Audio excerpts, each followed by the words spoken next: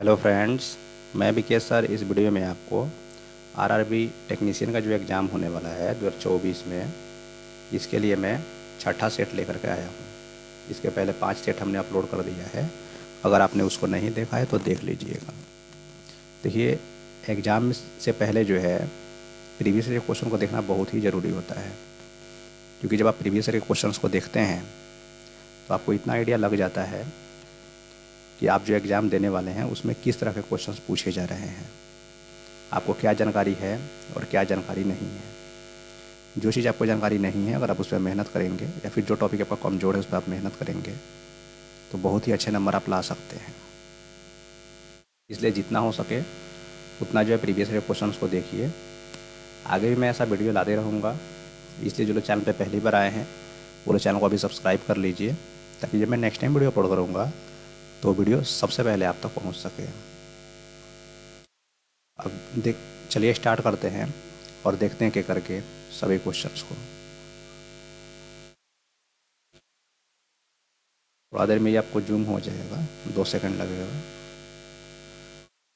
अब देखिए,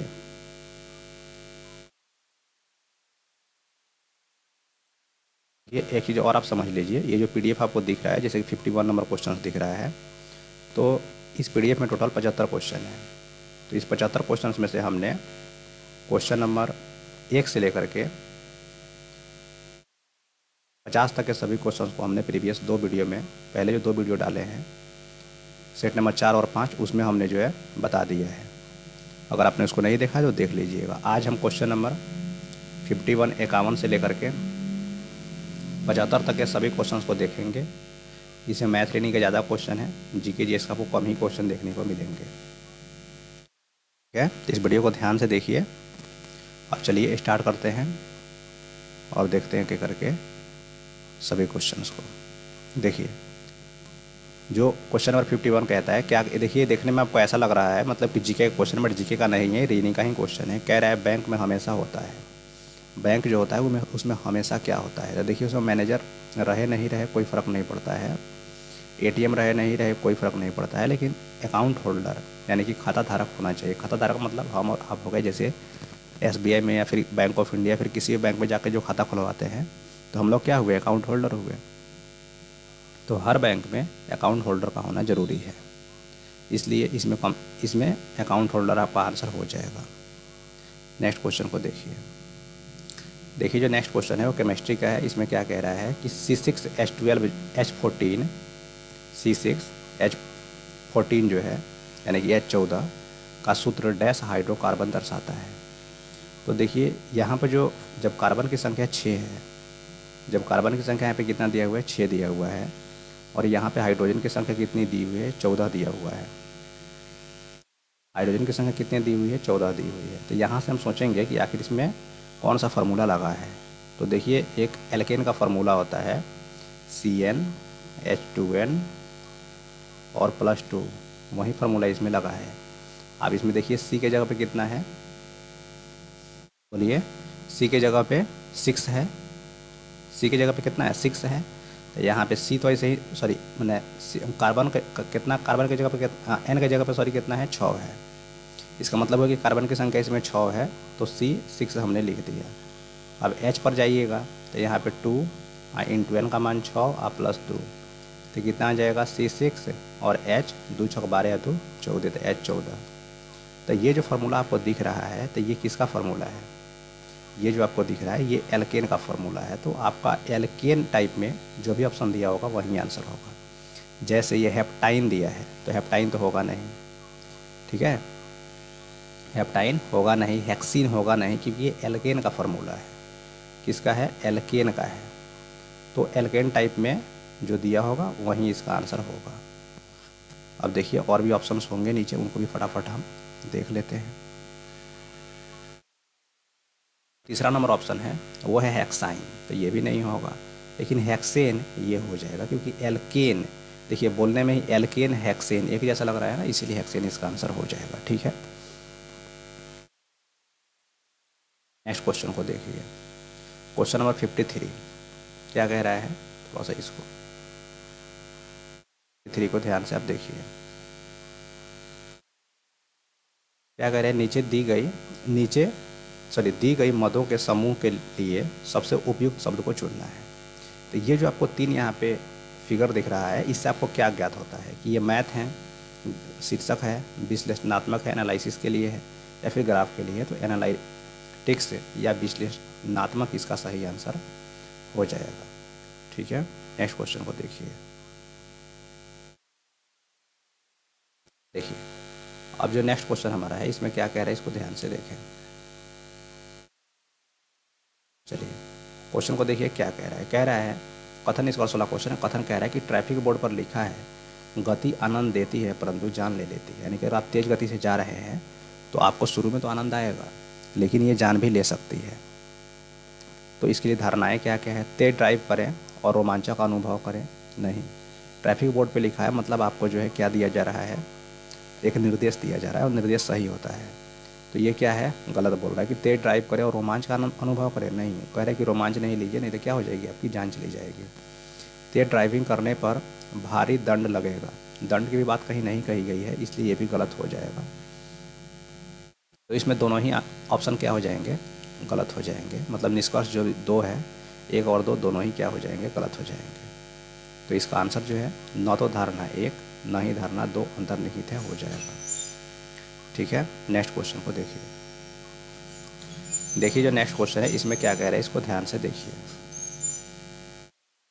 next question कह रहा है पी क्यू और आर ऐसे पाइप हैं जिनके माध्यम से एक टैंक में क्रमशः विलयनों ए बी और सी का निर्वहन होता है। यदि पी क्यू और आर अकेले अकेले संचालित होने पर खाली टैंक को क्रमशः 30 मिनट, 20 मिनट, 10 मिनट में भर सकते हैं।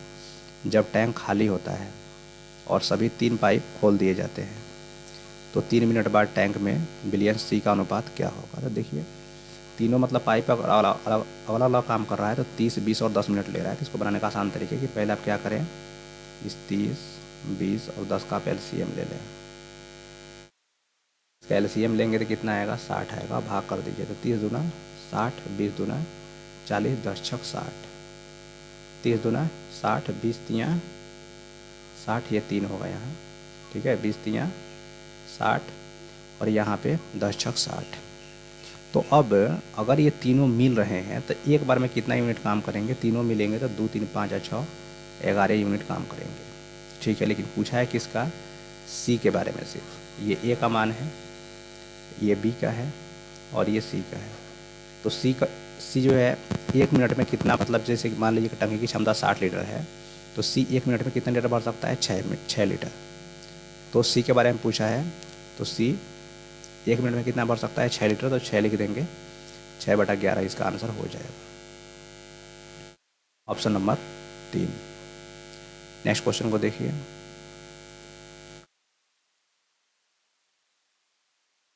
ये जो नेक्स्ट क्वेश्चन है क्या कह रहा है, 3 पाइपों में से पहले 2 किसी खाली टैंक को क्रमशः 9 और 18 घंटे में भर सकते हैं, जबकि तीसरे द्वारा भरे टैंक को 15 घंटे में खाली किया जा सकता है। टैंक के खाली होने पर यदि सभी 3 पाइपों को खोल दिया जाता है तो टैंक कितने घंटे में पूरा भर जाएगा। तो क्या क्या है, 9 है, 18 है और 15 है। इसका आप एलसीएम लेंगे तो कितना आएगा, 90 आएगा। ठीक है, 3 पाइप है तो ये 9 दहा के 90 भाग करेंगे तो ये मान लीजिए पहला टाइप का पाइप हो गया ए का, ये 18 पचे 90, ये बी टाइप का पाइप हो गया और ये 15 छक 90, ये सी टाइप का पाइप हो गया। तीनों की क्षमता निकल गई कि भाई ये 1 मिनट में कितना पानी भर सकता है। मतलब पहला वाला तो 10 लीटर मान लीजिए, बी वाला जो है 5 लीटर और सी वाला जो है 6 लीटर। अब इसमें क्वेश्चन क्या क्या है उसको देख लीजिए। बोला टैंक के खाली होने पर यदि सभी 3 पाइपों को खोल दिया जाता है तो टैंक कितनी देर में भर जाएगा। एक चीज़ ध्यान रखिए कि पहले वाला भर रहा है तो इसमें प्लस लगाइए, दूसरा वाला भी भर रहा है तो प्लस होगा, लेकिन तीसरा वाला खाली कर रहा है तो यहाँ माइनस होगा। अब चूँकि तीनों मिलेगा जब तो कितना काम करेगा। अब देखिए टोटल वर्क कितना है, 90। टोटल वर्क कितने करने हैं इनको, 90 तीनों को मिल के। जैसे उस टंकी की मान, ये जो एलसीएम आता है ना, ये टंकी की क्षमता हो गई। तो टंकी की क्षमता 90 लीटर भरने की है पानी, और जब तीनों मिलेंगे तो 10 और 5 15 से 6 जाएगा, कितना बचेगा, 9। देख लीजिए 10 और 5 15 से 6 घटेगा तो 9, तो 9 दहा के 90, 10। तो कितने समय लगने वाले हैं, 10 घंटे। तो 10 घंटे जो इसका आंसर हो जाएगा। नेक्स्ट इसका आंसर देख लीजिए, यहाँ पे दिया हुआ है ऑप्शन नंबर 4 में, तो ऑप्शन नंबर 4 आंसर हो गया। नेक्स्ट क्वेश्चन को देखिए। नेक्स्ट क्वेश्चन क्या कह रहा है कि किस प्रकार के प्रजनन से अधिक विविधता उत्पन्न होती है। तो लैंगिक प्रजनन से, सेक्सुअल रिप्रोडक्शन से जो है आपका सबसे ज़्यादा विविधता जो है उत्पन्न होता है। तो ऑप्शन नंबर ए इसका आंसर हो जाएगा। और विविधता के बहुत सारे कारण हैं। नेक्स्ट क्वेश्चन देखिए। नेक्स्ट क्वेश्चन क्या कह रहा है कि प्रश्न चिन्ह की जगह सही आकृति चुनें। यहाँ पे ध्यान से देखिए, यहाँ पे एक सर्कल है तो यहाँ भी एक सर्कल है, यहाँ एक त्रिभुज है यहाँ पे, तो यहाँ भी एक त्रिभुज है। यहाँ सर्कल था तो सर्कल है, लेकिन यहाँ पे बाहर में कुछ नहीं था, लेकिन यहाँ पे 3 भुजा वाला था तो यहाँ पे 4 भुजा वाला की देखिए बाहर से आ गया। तो यही रूल यहाँ लगा लेते हैं और इसको रंगीन भी कर दिया। तब आगे देख लीजिए। पहले तो भुजा की बात करते हैं, जैसे कि ये जो चीज़ है आपका 4 भुजा वाला, तो ये तो यहाँ पे रहेगा ही। ये अगर आपका आयत है तो आयत, ये जो नीचे आपको फिगर दिख रहा है और वो भी जो है आपका इस तरह का जो भी है ये भी रहेगा, ठीक है। लेकिन अब ये अगर ये 4 एथी वाला है, 4 भुजा वाला चीज़ है, तो इसके ऊपर 5 भुजा वाला बन जाएगा, ठीक है। अब 5 भुजा वाला जो भी जैसे भी बने उसको जो ऑप्शन में हम देख लेंगे। कितना हो गया, 3 भुजा हो गया, ये 4 और ये 5। तो इसी तरह का जो इसमें फिगर बना होगा आप देख लीजिएगा। जहाँ भी इस तरह का फिगर बना होगा वहीं आंसर होगा। तो ये कहाँ बना हुआ है, देखिए 3 नंबर में बना हुआ है, तो 3 नंबर इसका आंसर हो गया।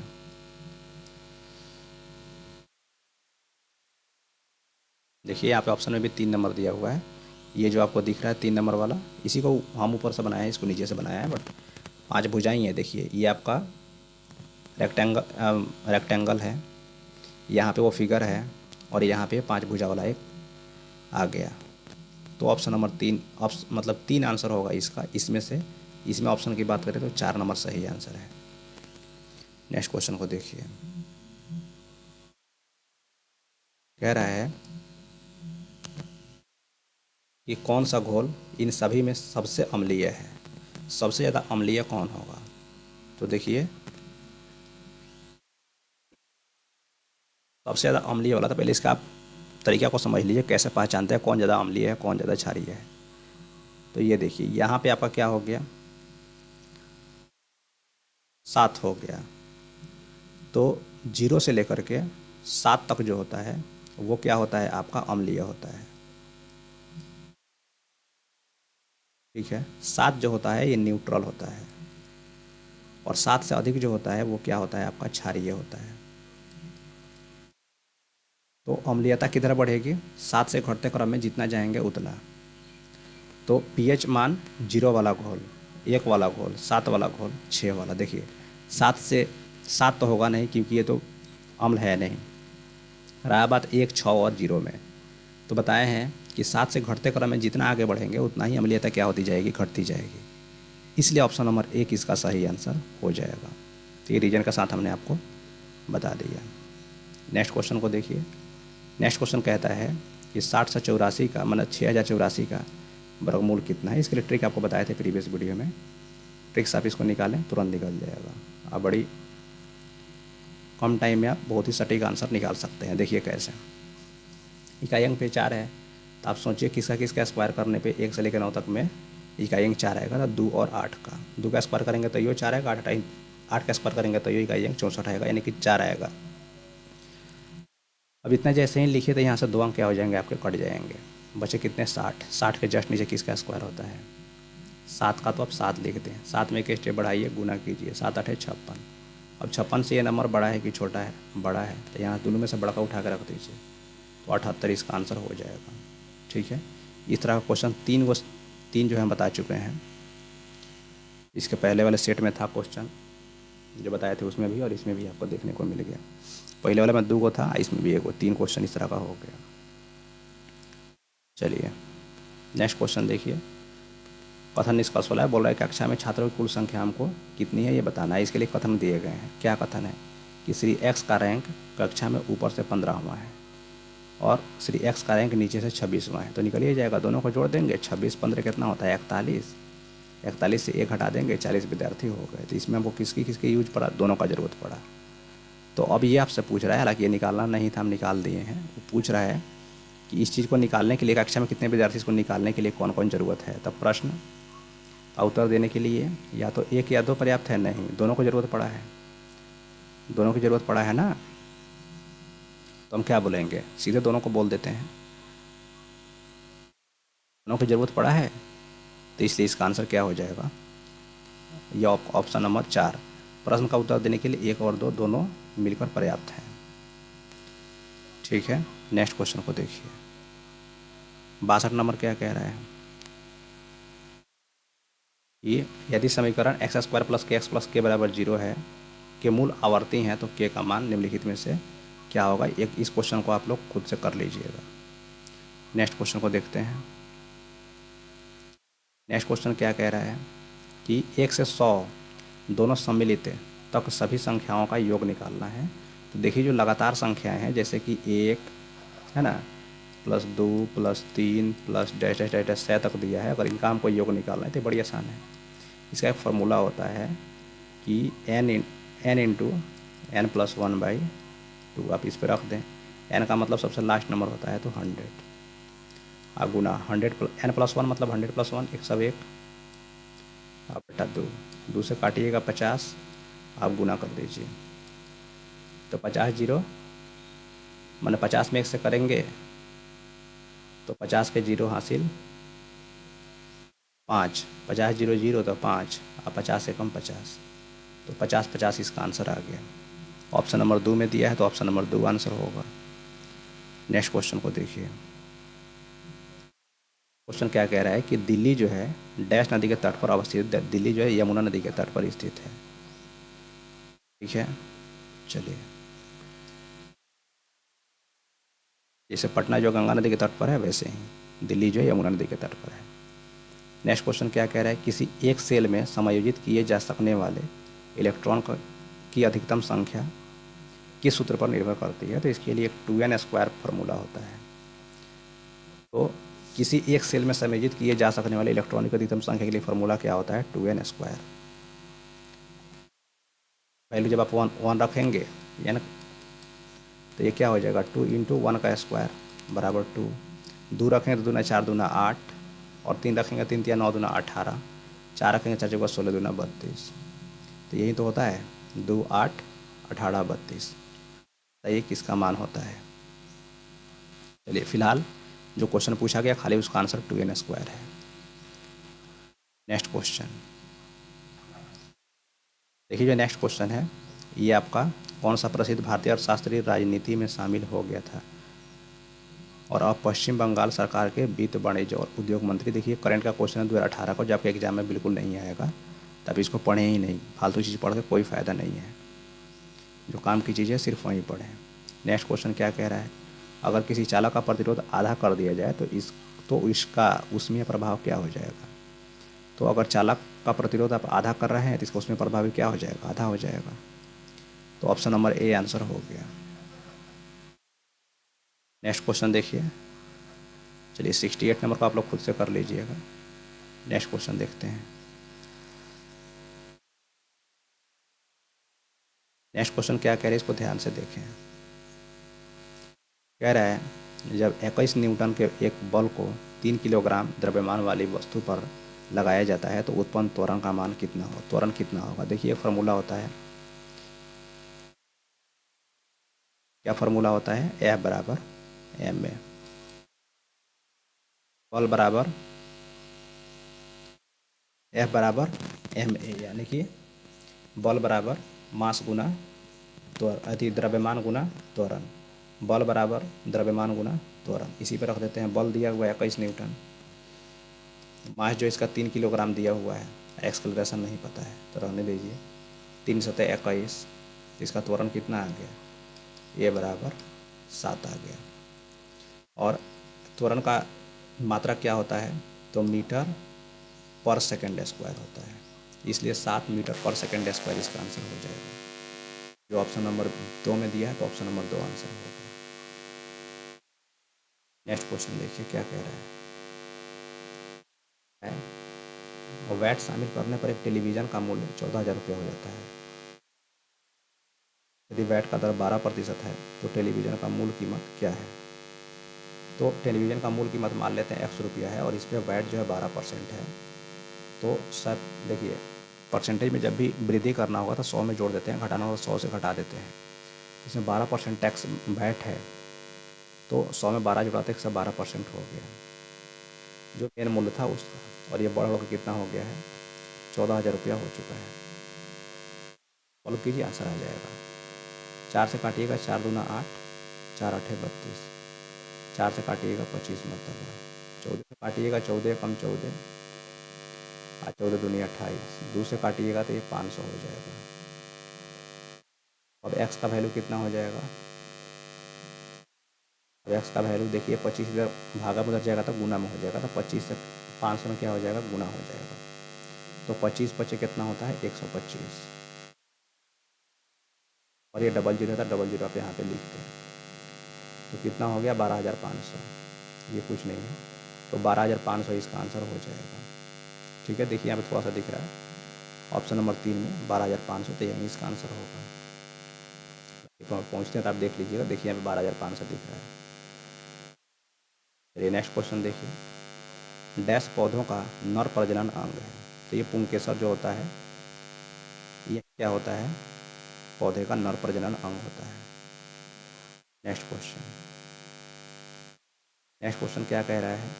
समीकरण x² - 6x + k = 0 के मूलों में से एक x = 2 दे दिया है, तो दूसरा मूल कितना है? तो अगर x का मान आपको मालूम है तो पहले इसमें आप रख के k का मान निकाल लें। इसको रखिएगा, डायरेक्ट हम रखेंगे, देखिए क्योंकि फार्मूला है यहाँ पे आपको मतलब इक्वेशन दिया हुआ है x² - 6x + k = 0। तो हम क्या करते हैं, इस पर x का वैल्यू रखते हैं 2, तो 2 रखेंगे, 2 का स्क्वायर करेंगे तो ये 4 माइनस ये 6 गुना 2 प्लस k = 0। तो 6 दूना 12, 4 से 12 घटेगा तो -8, तो -8 प्लस k = 0, तो k = 8। k का मान कितना आ गया? 8 आ गया। अब अगर k का मान 8 है, k का मान कितना है? 8 है, तो हमको दूसरा मूल निकालना है, तो k की जगह पर 8 रख दीजिए, फिर तब यहाँ से एक नया इक्वेशन बन जाएगा। ठीक है, एक सेकेंड आपको हम जो है इसको बता देते हैं, अब इसको दूसरी जगह बताना पड़ेगा क्योंकि जगह यहाँ है नहीं। इसी को मिटा कर बता देते हैं। k का वैल्यू 8 है ना, आप याद रख लीजिएगा। k का वैल्यू कितना आ गया? 8 आ गया। ठीक है, तो अब देखिए, एक सेकेंड, k का वैल्यू 8 है, आप याद रखिएगा बस।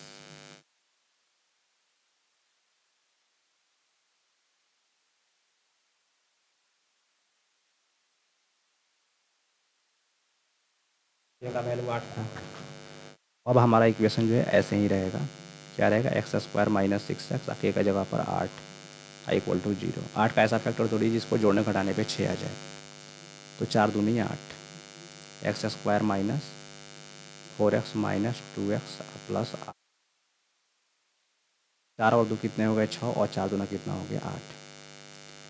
माइनस माइनस है तो प्लस हो जाएगा, माइनस लग जाएगा। ठीक है, अब यहाँ से x का मान हमको निकालने हैं तो बहुत आसान है, कॉमन कर लीजिए दोनों में से। इन दोनों में x ना मिले, x कॉमन कीजिएगा तो यहाँ x - 4 आएगा, यहाँ से -2 कॉमन कीजिएगा तो x - 4 यहाँ पर भी आएगा, अब बराबर 0।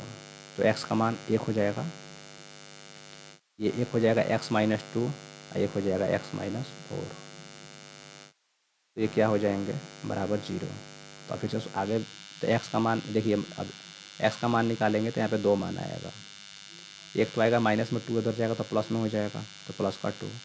यहाँ से x - 4 बराबर 0 है, तो ये माइनस का 4 उधर जाएगा तो प्लस का 4, तो ये 4 हो जाएगा। तो 2 या 4 इसका आंसर होगा। तो एक को तो 2 दे ही दिया है और दूसरा पूछा है, तो दूसरा मूल क्या हो जाएगा?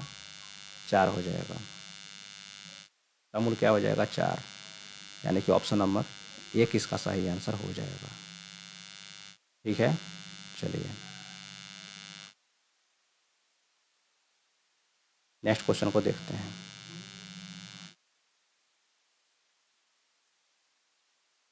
नेक्स्ट क्वेश्चन क्या कह रहा है? अवतल दर्पण में जब वस्तु को अनंत पर रखा जाता है तो छवि बनेगी। जब अवतल दर्पण में वस्तु को अनंत पर रख देंगे तो छवि कहाँ बनेगी? केंद्र पर। वास्तविक उल्टी और अत्यधिक संकुचित छवि बनेगी, यानी कि छोटी छवि बनेगी। नेक्स्ट क्वेश्चन देखिए, 74 नंबर पढ़ने की ज़रूरत नहीं है, क्योंकि बोला कि 2016 में ओलंपिक कांस्य पदक विजेता साक्षी मलिक किस राज्य से हैं। हालांकि याद रखिए हरियाणा से हैं, ठीक है। ये 2016 का ही क्वेश्चन है कि नहीं, इंपॉर्टेंट है। साक्षी मलिक अभी भी जो है चर्चा में है, तो आपसे एग्जाम में पूछा जा सकता है। तो साक्षी मलिक किस राज्य से संबंधित है, तो हरियाणा से है। इसका आंसर ऑप्शन नंबर 1 हो जाएगा। हालांकि 2018 कोई करंट आपसे एग्जाम में नहीं पूछे जाएंगे, लेकिन ये अभी वर्तमान में चर्चा में है, इसलिए आपसे एग्जाम में पूछा जा सकता है। तो आप खाली इतना याद रखें, साक्षी मलिक किस राज्य की हैं, तो हरियाणा की हैं, बस। नेक्स्ट और इस वीडियो का लास्ट क्वेश्चन देखिए, पार्थेनोकॉपी को किसके रूप में परिभाषित किया गया है। इसका आंसर हो जाएगा निषेचन के बिना फलों के विकास, यानी कि development of fruit without fertilisation. तो इसका आंसर जो ऑप्शन नंबर 1 हो जाएगा, ठीक है। ठीक है फ्रेंड्स, इस वीडियो में मुझे क्वेश्चन नंबर 51 से लेकर के 75 तक के सभी क्वेश्चन को बताना चाहिए, आपको बता दिया, अच्छे समझा दिया है।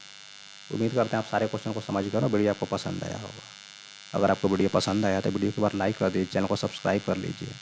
आप जिस भी सोशल मीडिया प्लेटफॉर्म पे हैं, व्हाट्सएप, फेसबुक, इंस्टाग्राम, जहाँ भी हैं, वहाँ पे इस वीडियो को एक बार शेयर जरूर कर दीजिए। आपसे नेक्स्ट वीडियो में, थैंक यू।